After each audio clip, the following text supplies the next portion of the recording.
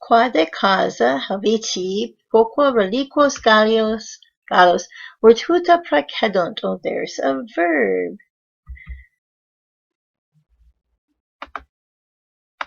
Quod fere quotidianis prodis cum grammanis contendent, another verb. Remember, we have as many clauses as we have verbs, so it's very important that we get those out first. Cum aut suis finibus eos prohibent,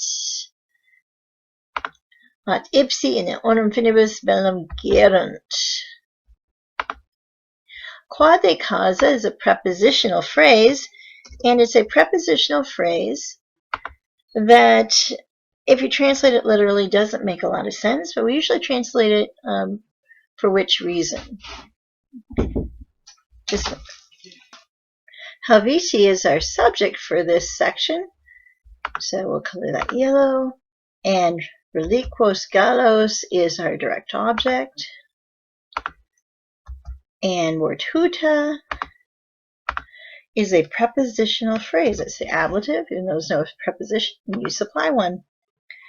So that gives us, for which reason, Helveti quoque praecedunt reliquos gallos virtuta. Quote, because fere quotidianis prodis, and that is a prepositional phrase, and the fere is an adverb that's going to modify the quotidianis.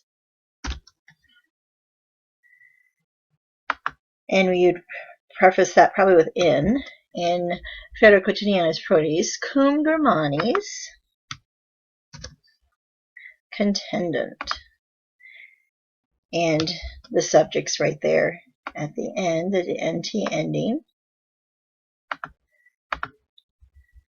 And the cum here is a when, since, or although. You can choose the best one when we get to where we're going with it. And you should notice that we have ought. So we're going to have an either or.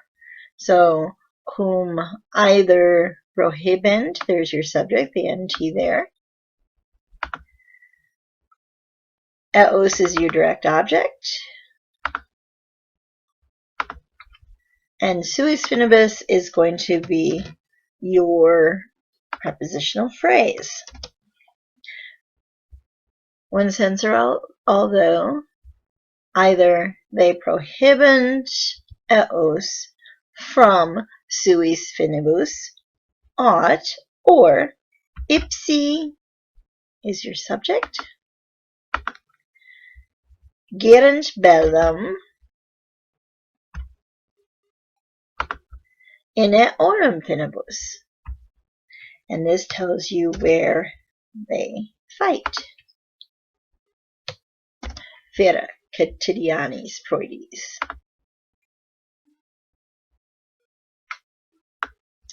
Here we have eorum una pars, quam Gallus obtenere dictum est, and obtenere and dictum est are verbs, so we'll highlight them.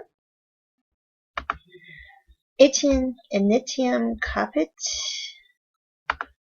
a flumina rodano. Let's go ahead and get that prepositional phrase since it's so obviously a prepositional phrase. Continetur. There's another verb. We know it has a UR ending. And gromina flumina. Another prepositional phrase. It's in the ablative case. Oceano ablative case. Finibus Bulgarium. Anabuf is a ablative case. Attingit. Etiam obsequinis. Etavites. Flumen random. And here's a direct object.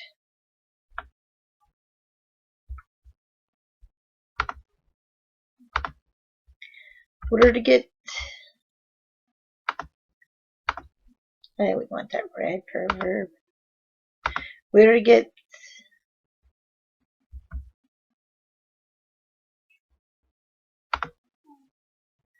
Ad septentriones, and that's a prepositional phrase. So we have una pars, and there is your subject. Eorum, of them. So una pars of them, or their una pars. And this phrase goes all the way down to this comma for flumina rhodanum. But before we talk about what it capits, we're going to talk about the phrase.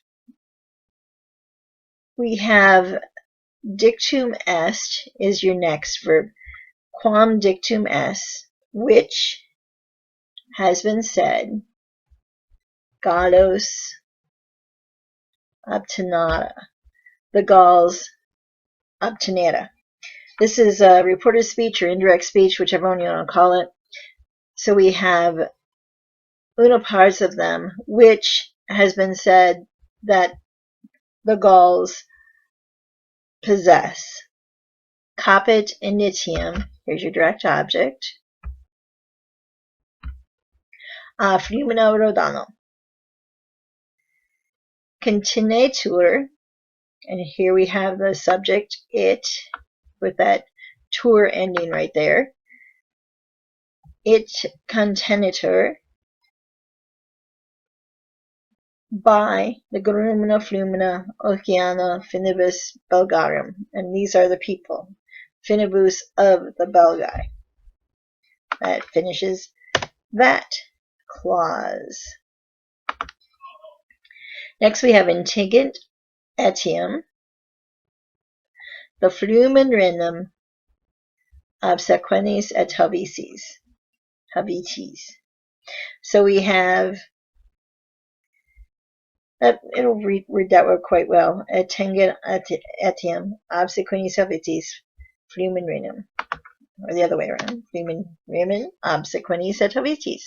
The very last clause, Verget, here again you have the T ending as it. Verget ad septentriones. And the septentriones are the 7 oxen, which are the constellation in the sky, which we call the Big Dipper. So this, even though it says toward the 7 oxen, you can translate it that literally as toward the 7 oxen or to the north. Either is fine.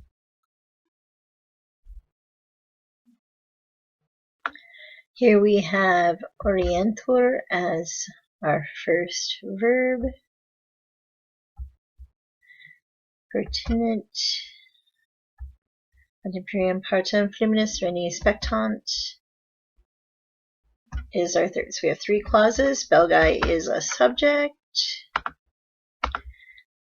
Extremis Galliae finibus is your prepositional phrase, and there's the first clause. The Belgae orientur ab extremis finibus of Gallia. Pertinent, because these are the people, so this is they. They pertinent ad inferium partem fluminis reni. The fluminis reni is genitive case. So extremis here is the farthest finibus of Gaul, and this is the lower, the lower part, fluminis reni.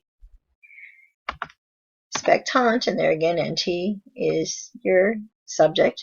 They spectant in septrionum, and there again you have the 7 oxen.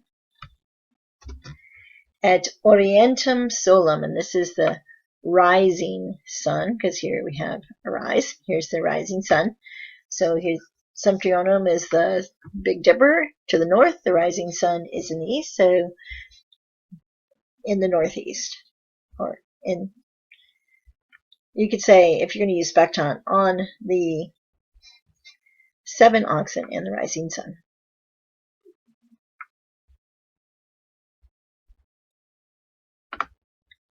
Here we have Aquitania, Gromina Flumina ad Perennios Montes et eam partem oceana quae est.